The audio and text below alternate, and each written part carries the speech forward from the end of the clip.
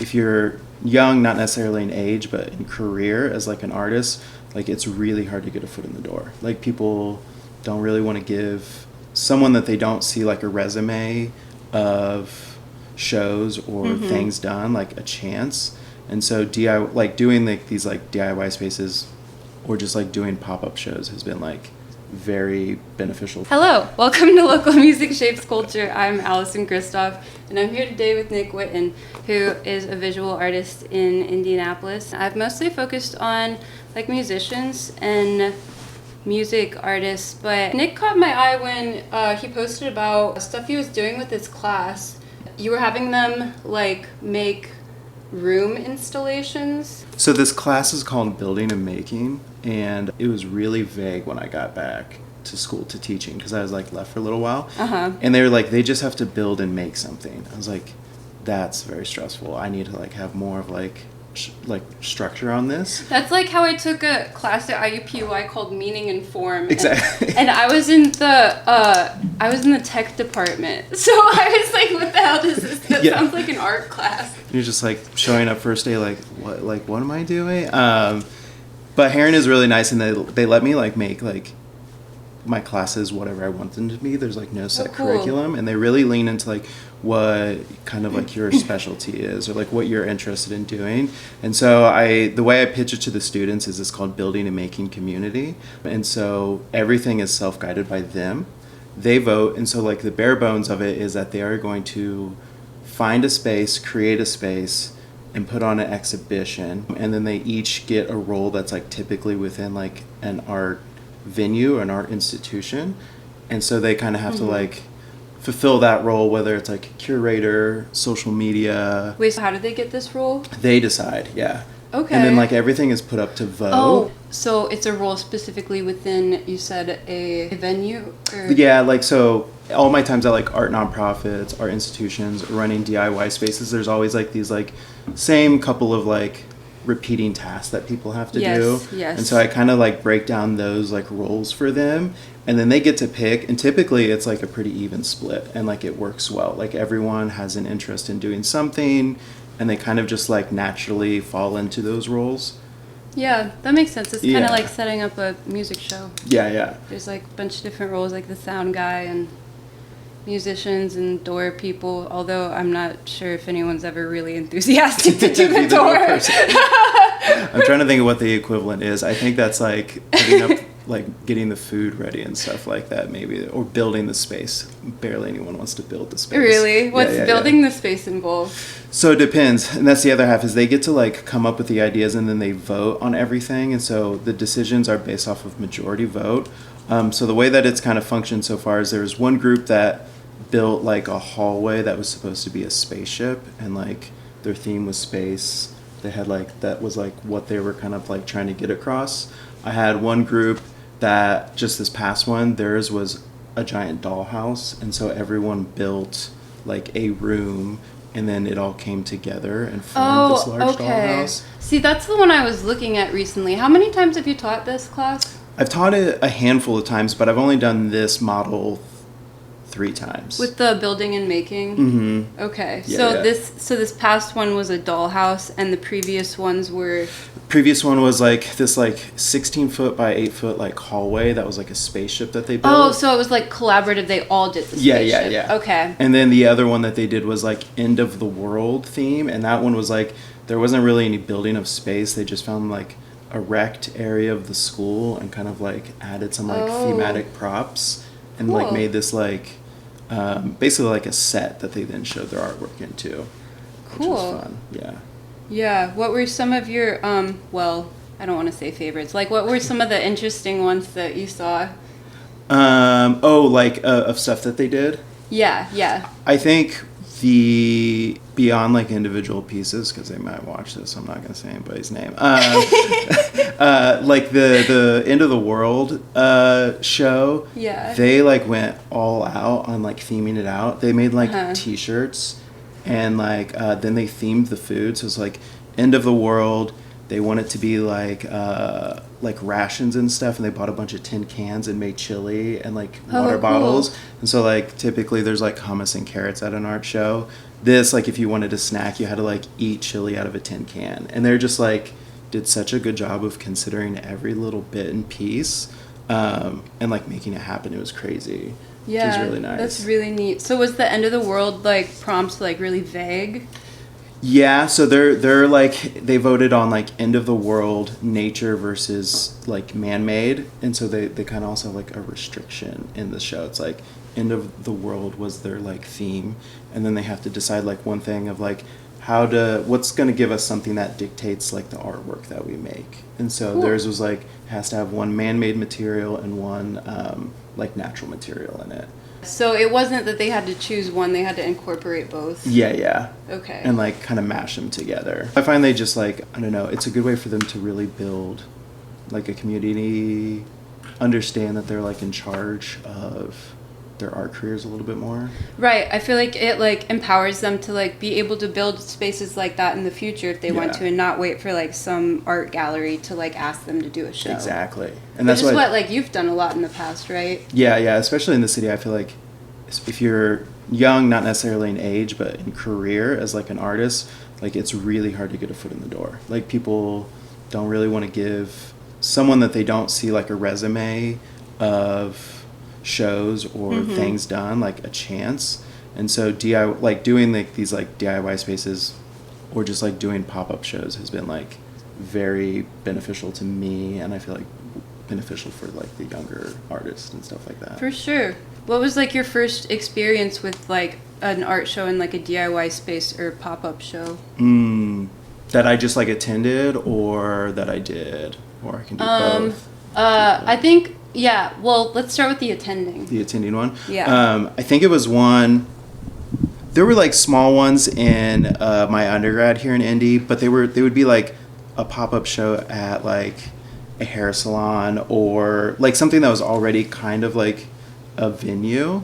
But it wasn't until when I went to grad school in Michigan that I went to a DIY, like, house gallery in Detroit, and it was just, like, there's, like, two spaces. One was just, like, an abandoned, like, mechanic shop where they were running, like, shows and stuff out of it. And then there was, like, another one that was, like, at a house, and that was like, oh shit, you can just do this on your own. Yeah. This is way better. It's crazy how that thought doesn't come up before you, like, actually see people doing it. I know, yeah. You know? Like, when we first did shows here in our house, I remember people being like, it's in your house? Like, that's fried. And I'm just like, you can do that. Yeah, because you guys, or I guess I'm jumping ahead a little bit here. No, we'll talk about Sugar Space in a minute.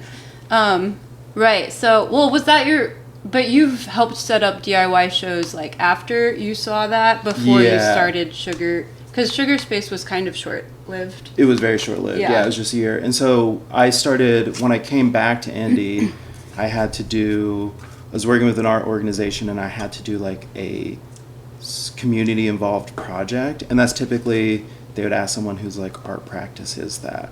And that wasn't my art practice, and it felt kind of like, I didn't want to just, like, fib and do something that didn't feel right. And so I was living in one of their houses, and I just started running an art gallery out of that space. And so that was, like, 6 months of shows. I think it was 6 months of shows that I did for them.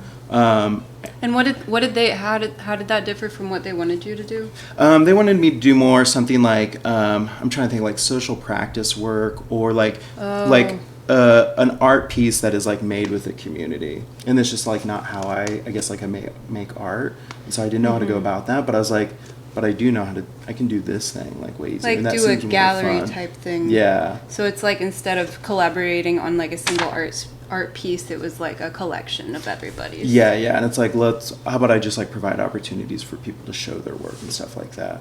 Cool. How was that received? Pretty good. I think so it was only 6 months, again, like, very short-lived, and it got, like, a lot of traction, at least it felt like it did. And I was also, like, Wish the Sugar Space, we're always focusing, again, on, like, maybe people who are fresh to the scene, who are doing very fun things that haven't got opportunities, and that was the main focus with that space as well. And so I think people were excited. GPC had just closed down, and, like, there weren't that many, like, DIY spaces in town, or artist-led spaces, and so it's kind of filling that void for a second. But then they wanted to, like, rehab the space, and so it got shut down for like another like year, 6 months or something like Okay, that. Yeah. cool. So you hadn't been to any like DIY art spaces before that here? No, I was When like, was that? Like what year? those were like 2012 to 2015. Like Okay. I went to a few shows. Long time ago. Yeah, very, very long. I was not living in Indianapolis. It was a different setup then. Yeah, that was kind of the beginning of Fountain Square, yeah. It was like on the tail end of like what I think people think of as like the old Fountain Square and stuff like that. Okay. So I experienced it very little. But I'm like naturally an introvert that I did not like go out to things and stuff like that. Did you know of other things happening, or? I don't think so. Yeah. I barely knew, because I didn't come from like, winding up in art school was like not my plan. Really? Yeah. So interesting. It was very like, I think I was more likely to become like a mechanic or something. Oh, and then interesting. like I took a drawing class, and so it was like very, very vague and new for me and stuff like that when I got into it. Yeah, for sure. Yeah. For sure. Did you do like a lot of art stuff before that, or like in and out? Like to myself, but like in high school, my like advisor or whatever they wouldn't let me take art classes then. They're like, that's like pointless, that's stupid. So I did it on my own. Yeah. But I didn't have like a community or like friends that were also into it. Yeah. Cool. So like ramping up to like when you started Sugar Space, like I don't know, like what made, because it was you and your partner Danielle, and what made you guys want to start doing like setting that space up? Because you guys set it up in your house. Yeah. And I think I went there like once or twice, but wasn't it like completely empty, basically? Yeah, it was. How did you guys even very do stressful. that? How did you guys do that? I have no idea, and that's also like we like had just started dating, and so like Really? we immediately moved in.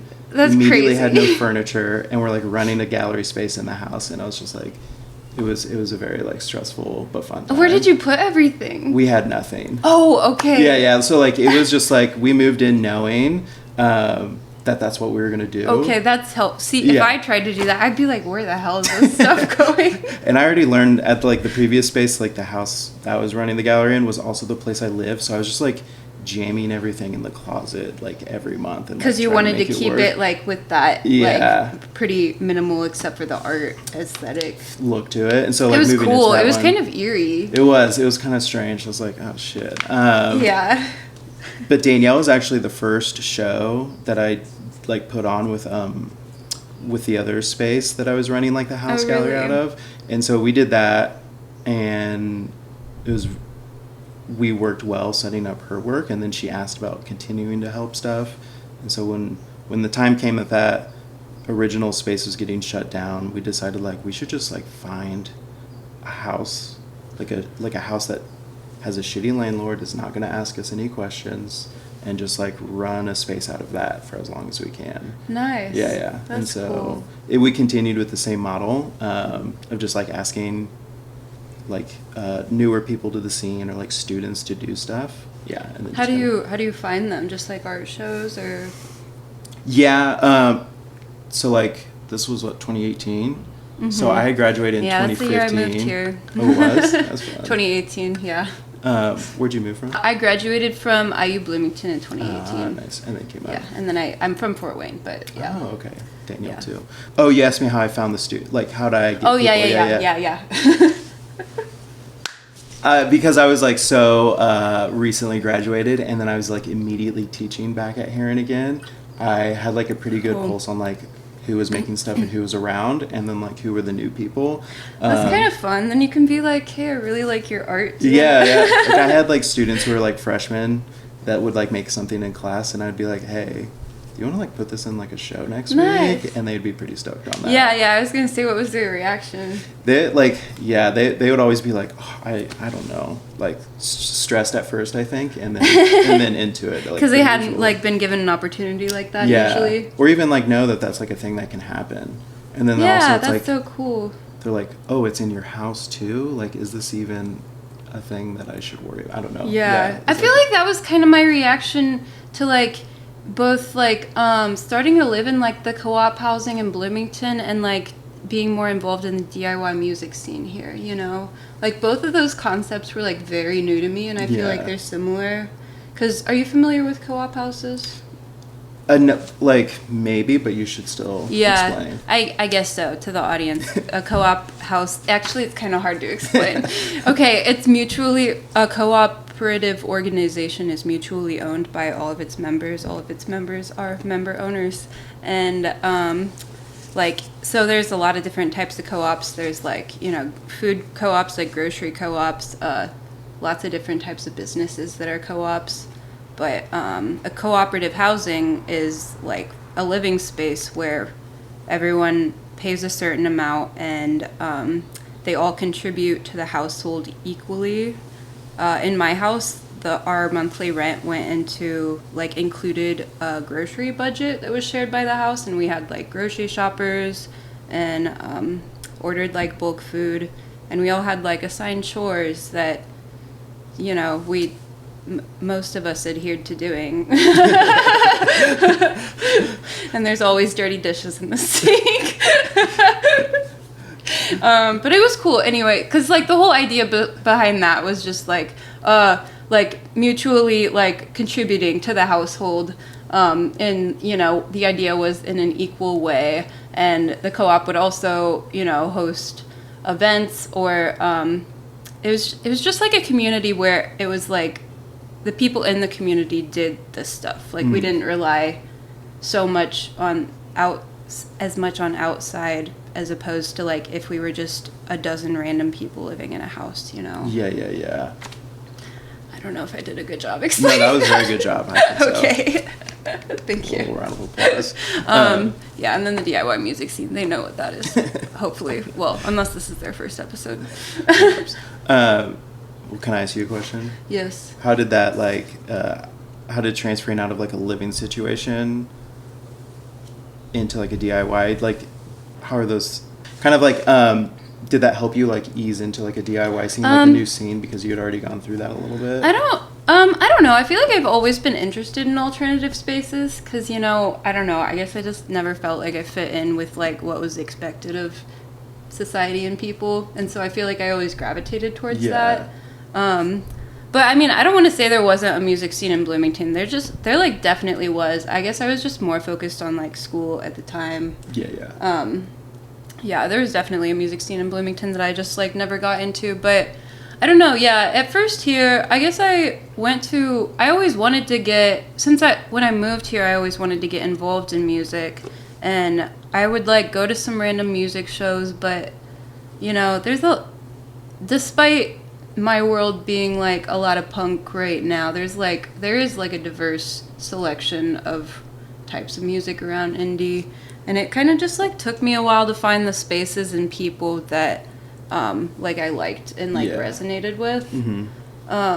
Yeah, and I went to, like, some visual art shows, like I was saying. That was when I first met, like, Nick and Danielle, was, like, probably at Sugar Space or Storage Space or something. Yeah. My first DIY show, I think, was a house show in a basement, and I think it really intrigued me. And also, I had never been to a DIY hardcore show before. And it was like a really prominent, weird hardcore band at the time that doesn't exist anymore. But I just walked in and I was like, what is this? Isn't that funny how that, like, unlocks, like, part of your brain? You're just like, this is kind of, like, I want a little bit more of this, like... Yeah. I mean, I did, but I was also scared, like, I didn't fit in, because, like, so many of the people there were, like, so used to it. Like, it was normal to them. They knew what was going on, and I was, like, scared that, like, I don't know, maybe I wasn't, like, in the know enough, or, like, alternative enough or something. That's, like, the most stressful part. Yeah. Yeah. For sure. That's, I do find, I don't know if you do this, like, I find if I, because I think that's what kept me from being a part of things, like, early on when I said I was, like, introverted, was all of that worry, but just, like, putting myself in charge of running things and seeing who shows up kind of, like, eliminated that stress for me. I don't know, like, because I'm like, well, I'm the one doing it, so people want to come, then they can. But if Yeah, not- totally. Maybe that's a little bit harder in terms of like DIY music sense, because there's a little bit more limitation in terms of like hosting things, or like a lot of times the venues around here that are already venues, like I don't know, State Street or Healer, like they're pretty booked at this point. You can do house shows, which I highly encourage, but you need a very specific house and neighbors and roommates. What's a specific house that you need for? It's got to have a basement that's big enough. Okay. I guess you could. I mean, if it's gonna be like a loud show, if it's just gonna be like a chill show or like ambient show, yeah, you could throw that. It could be wherever. Yeah, but if there's gonna be anyone screaming or playing loud rock music, like you probably want a basement. Like I couldn't do it in my basement here. The house was built in 1910, and my basement is tiny and looks like it was dug into the ground. Not a good spot for it. No, it like barely fits like a 4-person band. Shit. So See, that's nice about like art show. You just literally take the shit off the wall, and then it's like, Right. I'm gonna put different stuff. you don't have to worry about the noise because like yeah, I guess that's the main concern, like that, making that agreement with your roommates, like hoping that your neighbors don't call police or something. Yeah. So, but I do want more house shows. That's kind of a recurring theme, is we need more house shows. We do. Also, more house art shows. That's Get out and do fun. Yeah. There's an ever shrinking pool of like places to show work here, and yeah, it'd just be nice to. It's shrinking. I think so. Like, I guess it ebbs and flows, but. And maybe it's like I'm just like out of the loop on some spaces. But as far as like, yeah, people, it's like an artist run space. It feels like, yeah, storage space, companion. If I'm forgetting something and I know you, I do apologize. But those are like the spots of the like, I feel like are like ran by artists. Yeah, doing stuff. Yeah, I haven't been to Companion. How long has that been around? It's been around since I want to say 2020 or 2021. Right. I saw someone post about that because did Max Denari do a photography for that recently? Okay. We did the photo shoot for like, they do artist dinners for every show opening. Okay. And like Brady Eulis, who runs the Space, brings in someone. Did to you kinda say it like was a that. house? Mm-hmm. Okay, Yeah. cool. And she has people like document the dinner like as it's happening and stuff like that. Oh, cool. Which is nice. Yeah. Yeah. And she knew Max, I guess, from Muncie. How did you get to know? I forget his name. I haven't been to in a while, but the guy that runs Storage Space, like. Oh, Brent. Yeah. No, he's like, okay, we started working together and he was like my biggest like supporter. He's great. And why did you make that face? Because we like to jab each other. And also, he knows he drives me up a wall sometimes. That's so funny. Yeah, with too many questions about things. But we started working together and, I don't know. He's great. He's just like such a go-getter, and he always wants to be around people, and he's always like ready to support people. When I was in Michigan, I just like posted on Facebook. I was like, "Does anyone know of any like studio spaces? I'm coming back for the summer." And like immediately he called me. He was like, "Do you want a job? Do you want to like?" And I got you this studio space. Like if you take this job, and just like it's so helpful. What job? I was like his like woodshop assistant at this space. Cool. And then, like, just, I've seen him do that for so many people. That's who, so like, need awesome. work. Yeah, because he would, like, host, like, resident artists in his house. Because the storage spaces run out of, like, his garage. Yeah. And it's, like, it's a massive garage. Yeah, so, like, it is pretty big. It's kind of crazy. And, he's had, like, resident artists where they get to stay with him for, like, a year. His house is so beautiful, too. It's crazy, yeah. But we worked together, and when we started Sugar Space... He was like, well, I'm going to start a gallery too. And then like he started. Oh, that was after? It was at the exact same time. Okay. He was like, I'm doing it too. I feel that's what I'm going to say is like happened is he copied us. And at least he had like the separate space to do it. Yeah. He didn't have to live in like a minimalist, like empty house. Everyone's artwork. Yeah. He got lucky with that one. And so like we've just worked together and known each other for a long time. And like have like always helped each other, like doing the different things that we do. So cool. Yeah. And how'd you know? I had worked for him for like a summer, and like as like freelance, just like doing some like carpentry stuff for him. And then that was it. Like I worked for him like 2 months, and then I left, and like I hadn't seen him since then or really like chatted with him. And then yeah, that Facebook post was like the next thing, and he was just like, I got you, I'll help you out. What's his like history with like the like visual art and spaces and stuff like that? So Brent, he went to school. He went to art school too, and he was like working at. He was like working at Target, going to school, and being like a single dad at the same time. Has he been in Indy for like a long time? Yeah, okay. He's been here for a while, and I think his like school took him like 10 years to finish it. He was just like dedicated, making it happen. He quit his job at Target. I was like, I'm just gonna try to make something out of this. Good for him. He worked at a space for a while, and then like wanted to have like just like more. He wanted to give people who made like furniture and objects at first like a shot, because that's like the world he comes from. A lot of art, it's easy to show paintings, drawings. That's what he wanted to first showcase in his space. Yeah, it was like objects and furniture. And so he started running that space, and then it just quickly became like, I'm just gonna like show like every single month and like make this a thing, and just like trying to work towards that being able to be, I think the full-time gig is like a hope, but also I think he just likes doing it too. And so he's been doing it for 7 years, no funding. Yeah, literally as long as I've been in Indianapolis. Yeah. Like that's crazy. He doesn't, if you sell work, he doesn't take a cut of it. He provides free beer. He provides hams. Free food. Yeah, it's all hams. And just like I love hams. Does it every single month, and it's crazy. I don't know how he does it. Yeah. Yeah. Yeah. Yeah, that's we need insane. a ham sponsorship, I think. Have you seen the old cartoon character logos that they have? No. It's like a bear. It's a cute bear. Really? And they put him in all different like get-ups and stuff like that. He was like their mascot for a while. Wow, I'll have to look that up. Yeah, I'm kind of bummed that they went back to the vintage can though. I kind of like the other can better. I don't even remember what the other can was. Really? Yeah, it's been so long. I just got think that blue one. I reached over here like I had a can. You're just like, it's this right here.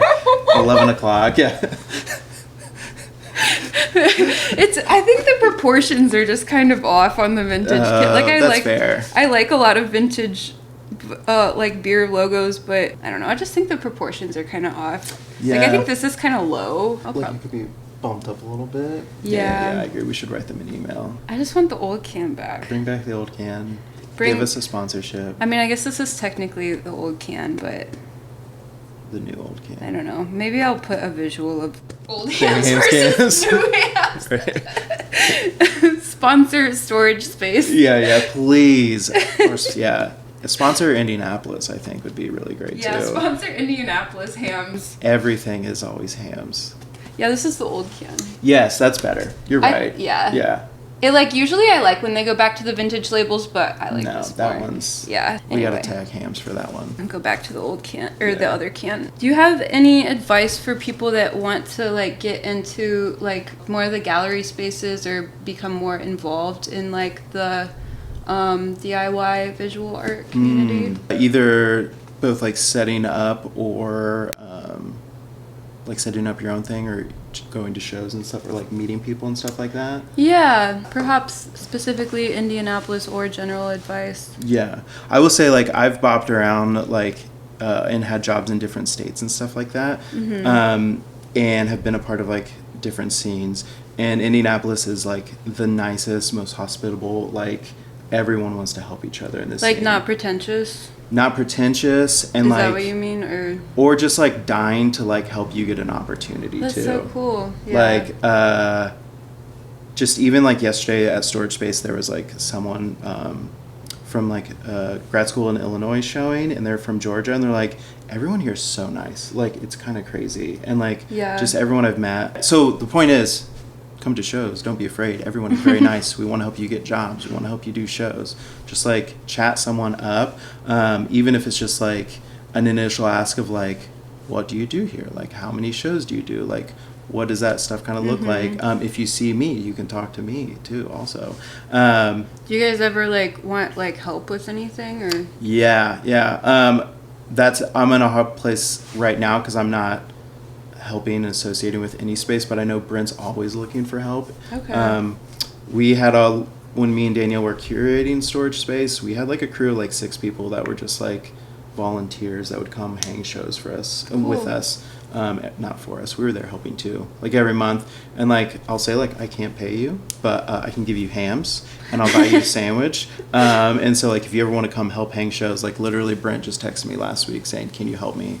And I did ignore that text, Brent, and I do apologize. What's the next show there? The next show there? Oh, I don't actually know what the next show is there, but he has an artist talk coming up. Cool. So you should go to the Instagram and look at it. There's 3 artists showing there. Is that usually affiliated with the monthly show or different? Yeah, okay. I think he's stepping back into that role where that's going to be pretty regular. When we were running it, we didn't have that part of it just because we didn't want to add another task to our stuff. So yeah. But yeah, definitely just like come by, chat people up, I guess. That's like very like low level advice. Yeah, it's scary sometimes. It is very scary. Yeah. And I don't know how I would do it if it wasn't for like other people introducing me to people. And I guess maybe that's why it's like hard for me to say. I feel like at a certain level you just have to embrace the uncomfortable. Yeah. Unfortunately. Yeah, you just have to be like, hey, yeah.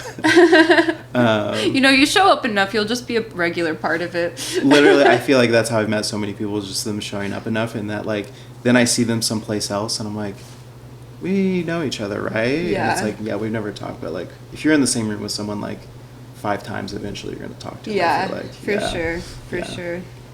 Um, What's been your experience in like other cities' art scenes? You said you went to grad school in Detroit.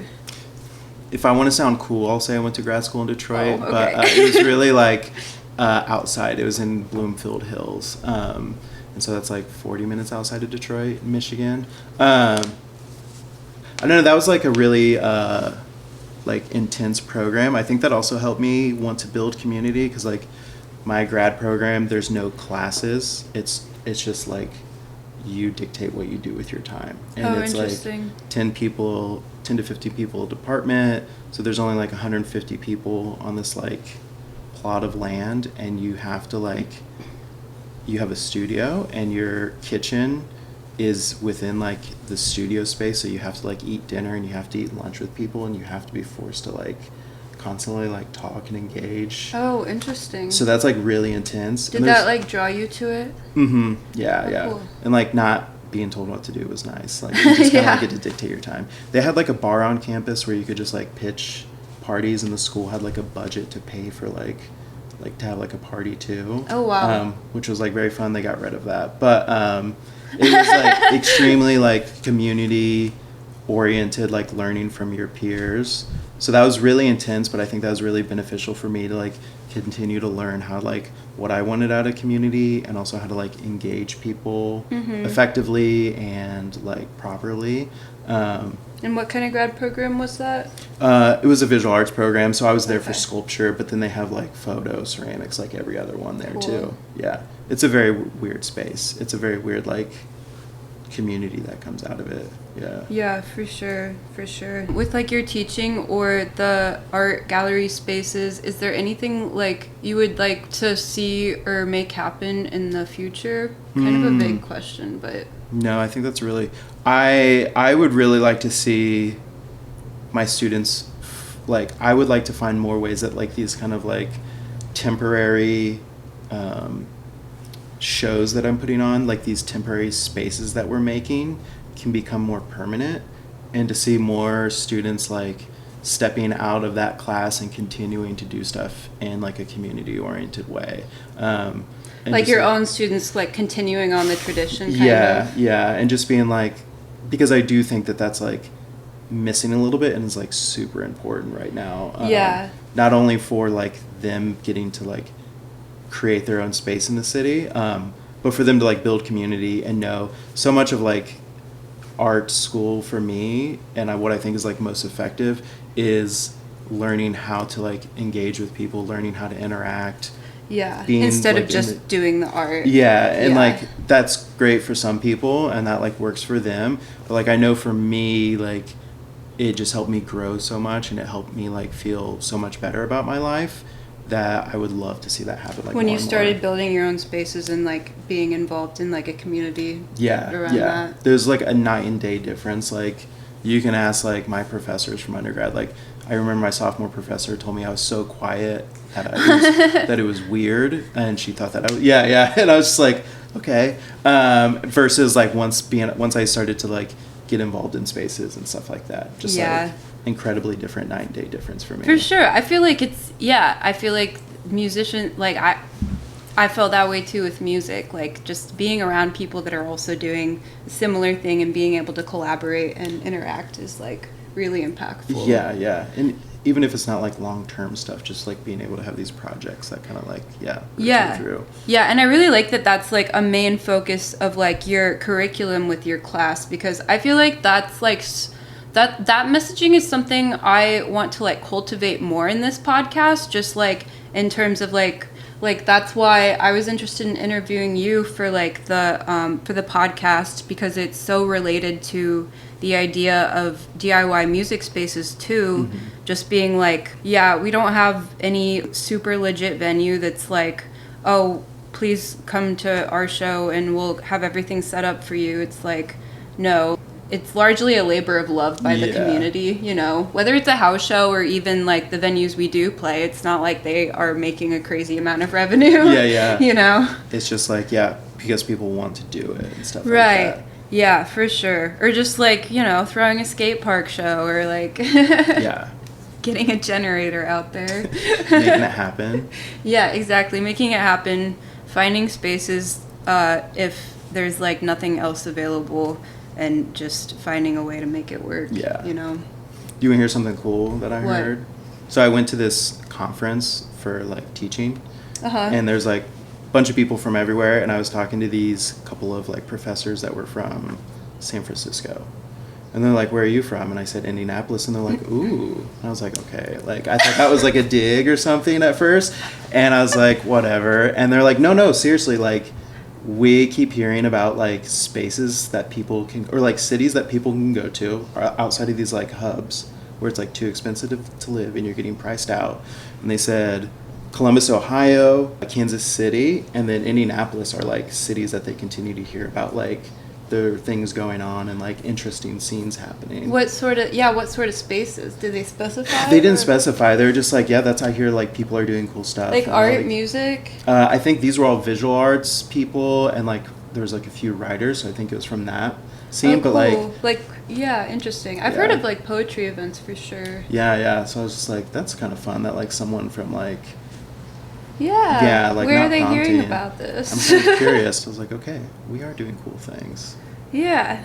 Shouts out Indianapolis. Exactly. We'll only continue to grow with your contribution. Yeah. And the ham sponsorship. Yes, and the ham sponsorship. Please sponsor Indianapolis hams. Okay, I think we're going to wrap up soon, but is there anything else you would like to bring up before we wrap up, Nick? Sure. What I was just saying is, like, I think that, like, what I hope people do is start creating more spaces for themselves and start being a little bit more experimental. Something that I think a lot about in the music scene, because I do have some friends in the music scene. I do like music, and what I like about it is that you all seem like a little bit more, like, what's the word? Like, experimental. You're kind of, like, doing this for yourself. In the arts, there's options for, like, grants and like ways to make like money that kind of like help you kind of like keep your career going, but those things aren't infinite and they're not always guaranteed, especially in this city. And so it's hard to like not tailor yourselves to these like asks from like the city or from like certain grants, or like, oh, I'll do this thing even though it's like a really low amount of money.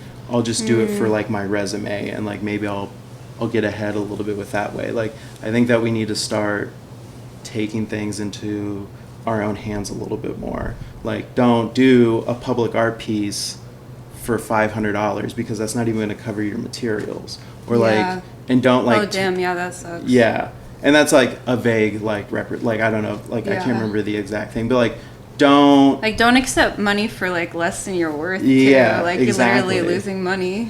So like just like, and then that allows you to like free up your time if you're not chasing those like small like inappropriate amount of monies to be paid.